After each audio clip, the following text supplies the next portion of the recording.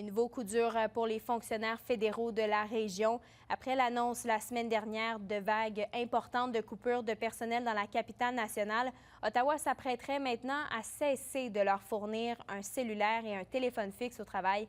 Vincent Poirier.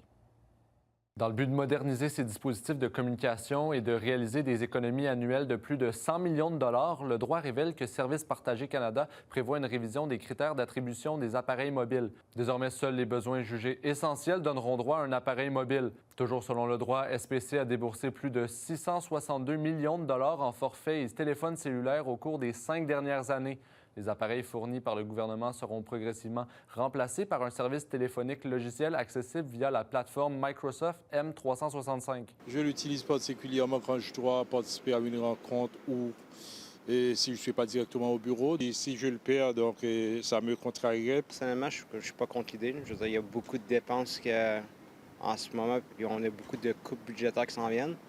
Je veux dire, comme il faut trouver des façons de limiter les dépenses au niveau du gouvernement. Selon le plan ministériel 2024-2025, le fédéral entend également supprimer 90 de ses lignes téléphoniques fixes considérées comme non essentielles.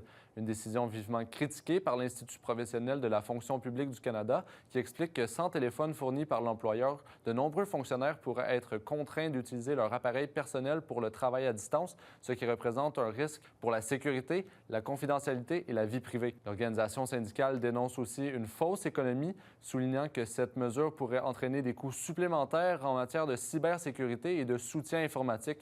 On écoute là-dessus l'avis d'un expert. L'évaluation des risques a été faite par Services Partagés Canada déjà. Ils le savent. Et après ça, quand même que ce soit un appareil personnel qui soit utilisé par un fonctionnaire pour échanger de l'information, s'il est fait avec les règles de connectivité bien établies qui gèrent le risque, justement, le risque devrait être réduit à un niveau acceptable. M. Waterhouse appelle cependant la fonction publique à la transparence et à une réflexion approfondie avant de procéder à de telles décisions. Vincent Poirier, RNC Nouvelles,